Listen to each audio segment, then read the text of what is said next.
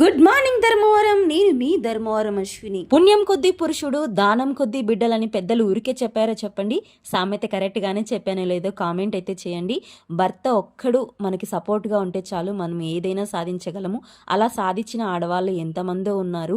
నేను మాత్రం నా గుండెల మీద చేయి వేసుకొని మరి చెప్పగలను, నా భర్త నా తోడున్నంత వరకు నేను ఏదైనా సాధించగలనని చెప్పి.